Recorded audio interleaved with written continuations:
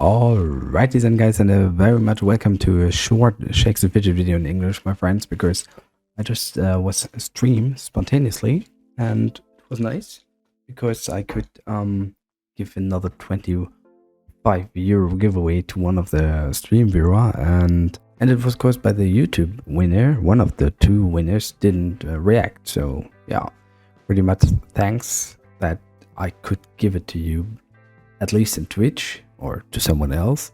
And well, I was playing the Legendary Dungeon, and my main chart on Europe 5 looks quite okay. We were doing some dungeons. Level 350 wasn't able to reach now, but with the higher level ups we can maybe go for another few legendary runs and maybe another legendary weapon, which would be very nice to gain.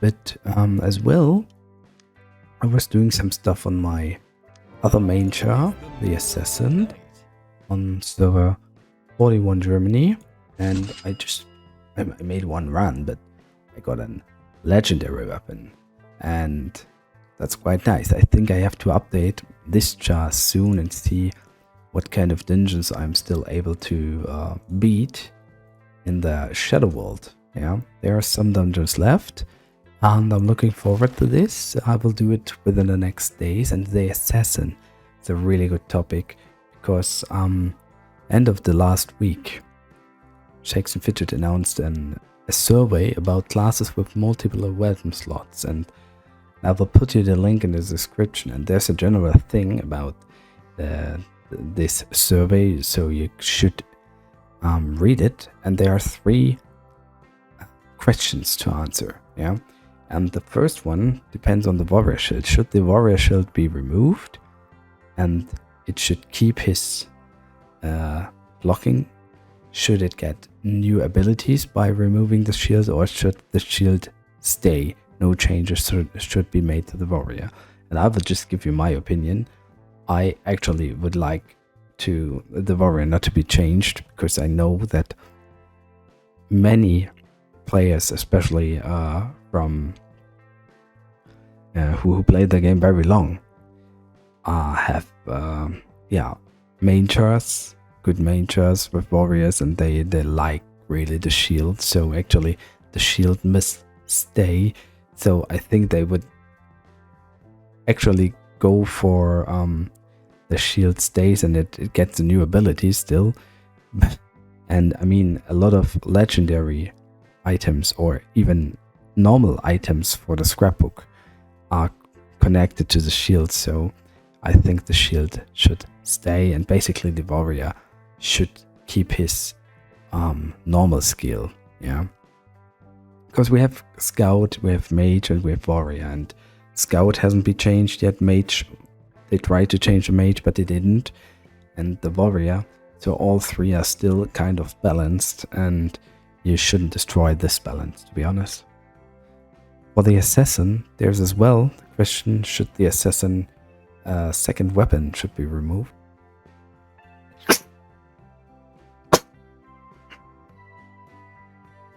There's another question about Assassin, his second weapon, should it be removed and keeps his ability passive? Should it be removed with new abilities? Or should the second weapon simply stay and no change should be made to the Assassin? To be honest, here it's like warrior is like 100%, yeah.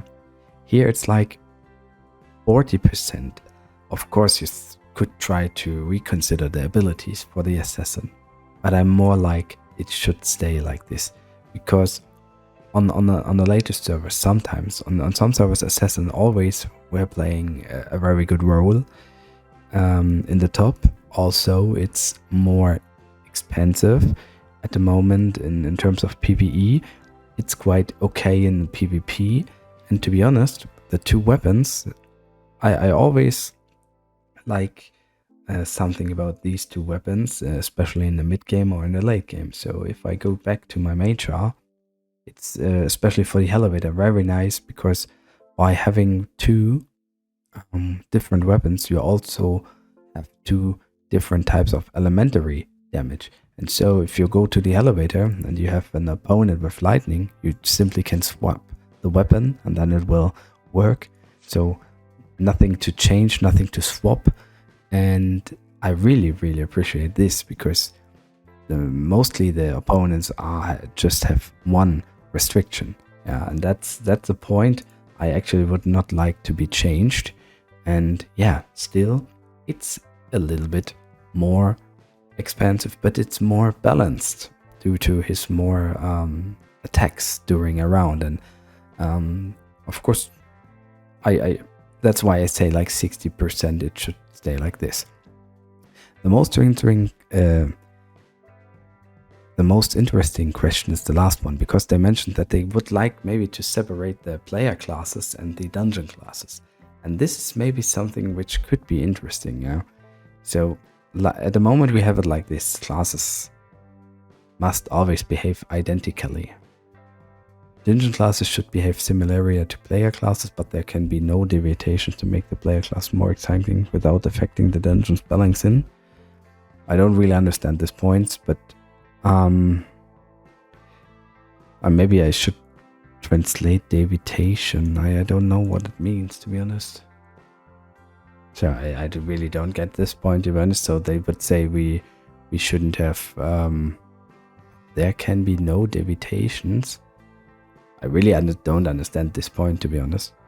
But the last one: dungeons classes and player classes do not have to match. Player classes can be optimized for exciting improved PvP behavior without adjusting the dungeon classes. So this is maybe an interesting fact, because it goes to a point some people already talked about in the past. So with all new classes and all different abilities, and it's just like Shakes and Fidget is just mathematically RNG based, so there's no big point to make really big changes, and so you will always have like classes who are favored for PvE and not really favored for PvP. Sometimes the balance is missing, yeah, or mostly the balance is missing. And if you do it like this, you could go to the round that you separate PvE and PvP. So for example, if you make dungeon classes different or with different behavior to separate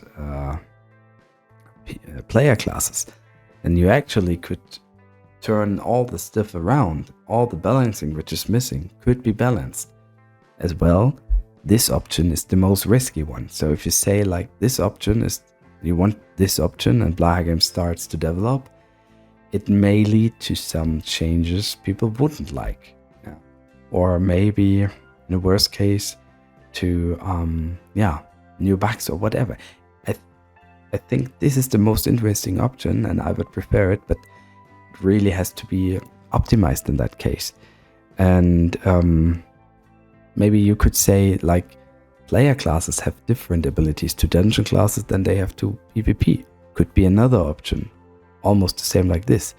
But if you separate PvE and PvP and make PvE more balanced in total, so that people don't have big favors if they play a specific class, like the Berserk was the best PvE class, then it get changed. The mages were saved by the rage. So now the Demon Hunter is the best PvE class because it has the best win chance against warriors and scouts. And a lot of people play now Demon Hunter, for example. So if you make it possible, the dungeon classes are different, so there is no big favor for player classes, maybe just a bit favor to some PvP classes, but disfavors to other PvP classes, then I would actually like this option. But if this is possible, I don't know. But we will never find out if we keep it like that. So actually I would prefer this one. It's like 60% as well to this one, because I don't understand the second part. So we have like 100% the shield should stay, no changes. 60% the second weapons should stay for the assassin, no changes should be made. And 60% dungeon classes, player classes do not have to match. They can be optimized for exciting, improved PvP without adjusting the dungeon class, or the other way around. If it's easier, I don't know. Yeah, this overall would be my pick. What is your pick? You maybe feel free to write it down in the comment section, and I wish you a very good week, guys. Have a good day. Goodbye, see you soon, and over and out.